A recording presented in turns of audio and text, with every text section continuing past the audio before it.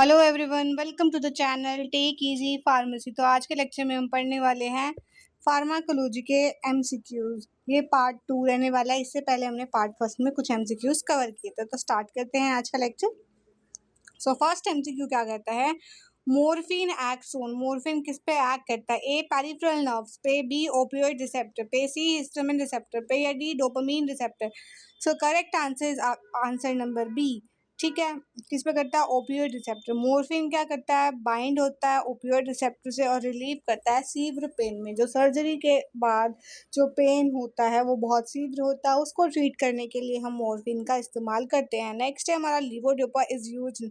Levodopa किसमें इसमें इस्तेमाल किया जाता है? A epilepsy, B Parkinson disease, C depression, या फिर D anxiety. So correct answer is option number B, Parkinson disease. ये क्या करता है? इंक्रीज करता है डोपामिन लेवल को हमारे ब्रेन के अंदर। नेक्स्ट है वाल्प्रोइड इज यूज एज। वाल्प्रोइड को हम कौन सी ड्रग के तौर पे इस्तेमाल करते हैं? Antibiotic, B anti convergent, C sedative, या फिर D diuretics. So correct answer number B, anti convergent, जो कि हम सीजर के लिए यूज करते हैं, जिसे मिर्गी का दौरा भी कहा जाता है। नेक्स्ट है alprazolam is used in. Alprazolam drug को हम किस में इस्तेमाल करते हैं? ए पेन में, बी एंजाइटी में, सी इन्फेक्शन में, या डी डायबिटीज में। So correct answer is B, anxiety में। ये क्या है? एक बेंजोडाइजेपिन की कैटेगरी की ड्रग है जो कि एंजाइटी के लिए यूज की जाती है। नेक्स्ट है बेक्लोफेन इज। बेक्लोफेन क्या है? एक एंटीबायोटिक है, मसल रिलैक्सेंट है, एंटासिड है, या फिर एंटीवायरल ड्रग है। सो correct answer is muscle relaxant. ये यूज की जाती है रिलीव करने के लिए मसल स्पाज्म को। मसल के अंदर कोई भी स्पाज्म हो जाती है तो उसको रिलीव करने के लिए ये ड्रग्स हम इस्तेमाल करते हैं। नेक्स्ट है अम्लोडिबिन एक्ट्स बाय। अम्लोडिबिन कैसे एक्ट करती है? ये क्या करती है? ब्लॉक करती है सोडियम चैनल को, या फिर कैल्शियम चैनल को, या फिर पोटेशियम चैनल को, या फिर ये ब्लॉक करती है histamine receptor. Correct answer option number B. ये क्या करती है? हमारे कैल्शियम चैनल को जाके ब्लॉक करती है। ठीक है, और जो कि हम इसको हाइपरटेंशन में इस्तेमाल करते हैं। हाइपरटेंशन क्या है? एक डिसीज़ है जिसके अंदर हमारा बीपी क्या होता है? हमारे नॉर्मल बीपी से एक्सकीड कर जाता है। हमारा नॉर्मल बीपी क्या है? 80/120। ठीक है, तो इससे हमारा क्या होता है? बीपी बढ़ जाता है, तो इसको कहते हैं हाइपरटेंशन। नेक्स्ट है हमारा नाइट्रोग्लिसरीन वर्क्स बाय। नाइट्रोग्लिसरीन कैसे वर्क करता है? ये हमारे बीपी को बढ़ाता है, या फिर वेसोडाइलेशन कराता है, या फिर हमारे हार्ट रेट को बढ़ाता है, या फिर ऑक्सीजन को डिक्रीज कर देता है। तो correct answer option number B. ये क्या करता है? डायलेट करता है हमारे ब्लड वेसल को और रिलीव करता है एंजाइना। एंजाइना क्या एक तरीके की डिसीज है जिसमें क्या होता है? सीवियर पेन होता है हमारे हार्ट में, तो उसे कहते हैं हमारे एंजाइना। नेक्स्ट है हमारा डिजिऑक्सिन इंक्रीज। डिजिऑक्सिन क्या इंक्रीज करता है? ए हार्ट रेट को, बी कार्डियक कॉन्ट्रैक्टिलिटी को, सी बीपी ओनली, या फिर D respiration. So correct answer option number B. ठीक है, डिजिऑक्सिन क्या करता है? कार्डियक कॉन्ट्रैक्टिलिटी कराता है। ये क्या करता है? स्ट्रेंथन करता है हार्ट कॉन्ट्रैक्शन को। और नेक्स्ट है lidocaine is used in arrhythmia because it is. जो लिडोकेन एक हमारी ड्रग है, ठीक है, वो एरिथमिया में यूज़ की जाती है। क्यों यूज़ की जाती है? ए इंक्रीज हार्ट रेट को इंक्रीज करने के लिए, सोडियम चैनल को ब्लॉक कराने के लिए, या कैल्शियम को इंक्रीज करने के लिए, या फिर ब्लड को डायलेट करने के लिए। So correct answer option number B. ये क्या करता है? स्टेबलाइज करता है कार्डियक रिदम को। ठीक है, नेक्स्ट है हेपेरिन एक्ट्स बाय। हेपेरिन कैसे काम करता है? या तो वो इनहिबिट करेगा प्लेटलेट को, एनहांस करेगा एंटीथ्रोम्बिन को, या फिर इंक्रीज करेगा क्लॉटिंग को, या फिर डिस्ट्रॉय करेगा आरबीसी को। So correct answer number B. ये क्या करता है? प्रिवेंट करता है क्लॉट के फॉर्मेशन को। नेक्स्ट है हमारा वारफरिन इनहिबिट। वारफरिन किसे इनहिबिट करता है? ए प्लेटलेट को, B vitamin K dependent factors को, सी आरबीसी प्रोडक्शन को, या फिर डी डब्ल्यूबीसी को।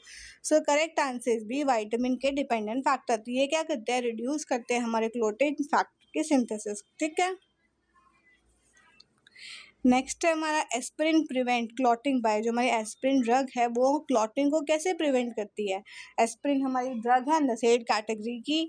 ठीक है, तो क्या कराती है? ये क्या कराती है? इंक्रीज कराती है प्लेटलेट्स, या इनहिबिट करती है कॉक्स एंजाइम को, जिसको हम साइक्लोऑक्सीजनेज भी कहते हैं। नेक्स्ट है हमारा इंक्रीजिंग आरबीसी, या फिर आरबीसी के प्रोडक्शन को इंक्रीज करती है, या फिर रिड्यूस करती है बीपी को। So correct answer option number B, inhibiting COX. ये कॉक्स को क्या करती है? इनहिबिट करती है, रिड्यूस कराती है हमारी प्लेटलेट एग्रीगेशन को। ठीक है,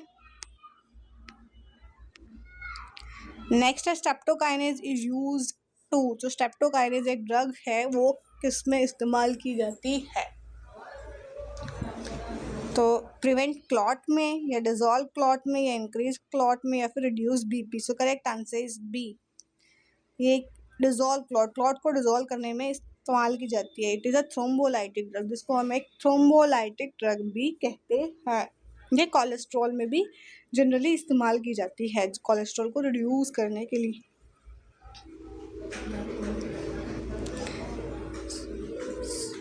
sorry,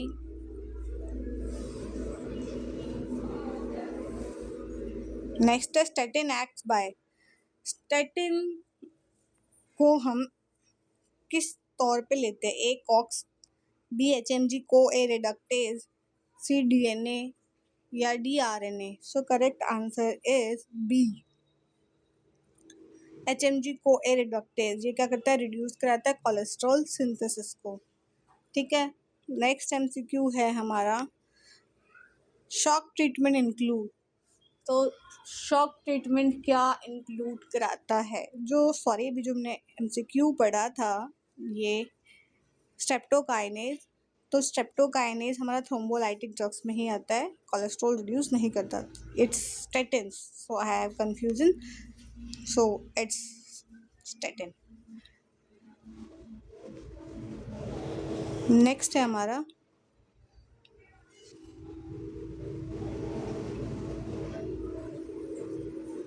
shock treatment include A antibiotic only, B fluid and vasopressor, C NSAID, या फिर D sedative. So correct answer option number B. ठीक है, ये फ्लूइड एंड वेसोप्रेसर में काम आता है, ये मेंटेन करता है ब्लड प्रेशर और सर्कुलेशन। ठीक है, iron is used in, iron को हम किस में इस्तेमाल करते हैं? इन्फेक्शन में, अनीमिया में, आस्थमा में, या फिर डायबिटीज़ में। So correct answer is option number B, anaemia. ये ट्रीट करता है आयरन डेफिशिएंसी अनीमिया को। अनीमिया भी कुछ अनीमिया के टाइप्स होते हैं, जैसे परनीशियस अनीमिया हो गया, आयरन डेफिशिएंसी अनीमिया हो गया, तो ये आयरन डेफिशिएंसी अनीमिया को ट्रीट करने में हेल्प करता है। नेक्स्ट है क्लोपिडोग्रल। सो क्लोपिडोग्रल एक्ट्स बाय, क्लोपिडोग्रल कैसे काम करता है? इंक्रीज करता है प्लेटलेट्स को, इनहिबिट करता है प्लेटलेट एग्रीगेशन को, या इंक्रीज करता है क्लॉटिंग को, या फिर आरबीसी फॉर्मेशन को। So correct answer option number B, inhibit करता है प्लेटलेट की एग्रीगेशन को, प्रिवेंट करता है क्लॉट के फॉर्मेशन को। नेक्स्ट है साल्ब्यूटामोल एक्ट ऑन, जो साल्ब्यूटामोल ड्रग है वो कैसे एक्ट करती है? ठीक है, अल्फा रिसेप्टर को ब्लॉक करती है, या बीटा 2 रिसेप्टर को, या डोपामीन रिसेप्टर को, या फिर हिस्टामिन रिसेप्टर को। Correct answer option number B, beta 2 receptor को। ठीक है, कोज करती है ब्रोंकोडाइलेशन को। ठीक है, नेक्स्ट है हमारा एम्ब्रोक्सोल वर्क्स बाय। तो एम्ब्रोक्सोल कैसे वर्क करता है? Suppressing cough, breaking mucus, killing bacteria, या फिर रिड्यूसिंग फीवर। तो answer is B, breaking mucus. ये क्या एक म्यूकोलाइटिक एजेंट है, mucolytic. Muco means mucus, lytic मतलब ब्रेक डाउन। ठीक है, नेक्स्ट हमारा codeine is used as, codeine को हम किसकी तरह एक्ट करते हैं? Antibiotic, B antitussive, C antacid, या फिर D diabetic. So correct answer option number B. ये क्या करता है? सप्रेस करता है हमारे कफ को। नेक्स्ट है हमारा ओमिप्राजोल एक्ट बाय। ओमिप्राजोल कैसे एक्ट करता है? ए न्यूट्रलाइजिंग एसिड की तरह, ब्लॉकिंग प्रोटोन पंप, या फिर इंक्रीज करता है एसिड को, या फिर किल करता है बैक्टीरिया को। So correct answer option number B. ठीक है, ब्लॉक करता है ये प्रोटोन पंप को, रिड्यूस करता है गैस्ट्रिक एसिड के सिक्रीशन को। देन है ऑनडेंसिट्रॉन ब्लॉक। ऑनडेंसिट्रॉन क्या ब्लॉक करता है? डोपामीन को, या 5-HTR रिसेप्टर, या हिस्टामिन, या GABA. So correct answer is option number B, 5-HTR receptor, जो कि प्रिवेंट करता है वोमिटिंग को। ठीक है, नेक्स्ट है हमारा सेना। सेना एक ड्रग है, किस में इस्तेमाल करती है? एंटासिड में, लैक्टेटिव में, एंटीबायोटिक में, या sedative. Correct answer is B, laxative. Stimulate करती है ये हमारी बाउल मूवमेंट को। ठीक है, कॉन्स्टिपेशन वगैरह में इसका हम इस्तेमाल करते हैं। Loperamide is use in, loperamide किस में यूज़ करते हैं? कॉन्स्टिपेशन में, डायरिया में, वॉमिटिंग में, या अल्सर में। आंसर इज बी, डायरिया में। रिड्यूस करती है ये इंटेस्टाइनल मोटिलिटी को। ठीक है, then furosemide act on, furosemide किस पे एक्ट करती है? डिस्टल ट्यूब्यूल पे, लूप ऑफ हेनले पे, कलेक्टिंग डक्ट पे, या फिर ग्लोमेरुलस पे।